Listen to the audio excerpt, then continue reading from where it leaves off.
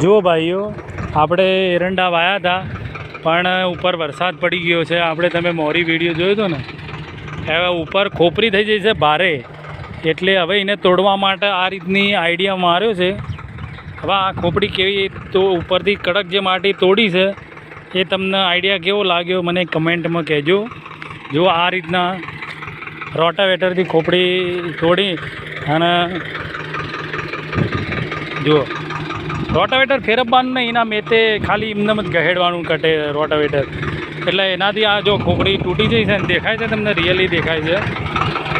એટલે આ રીતના ખોપડી નીકળી જાય છે.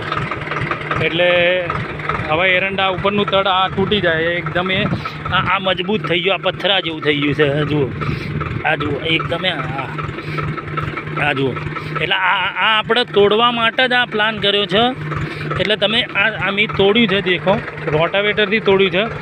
એટલે તમને એ આઈડિયા કેવો લાગ્યો મને કહેજો. 2 વીઘાના ખેતરમાં એવું કરવાનું છે, બીજા ખેતરોમાં એવું કરવાનું છે. કારણ કે એરંડા વાયા એ દિવસે ખેતરમાં બહુ વરસાદ પડી ગયો હતો, એટલે આવો આઈડિયા માર્યો છે. તમને વિડીયામાં દેખાતું હશે, મેં આ રીતના કર્યું છે, બરાબર. એટલે તમે મને કહેજો, કારણ કે આ રીતના જુઓ, આ રીતના આ ખોપડી તોડવા ઉપરથી જે આ કડક તળ પડ થઈ ગયું છે ને, એ તોડવા માટે જ મેં આ વિડીયો બનાવ્યો છે, બરાબર.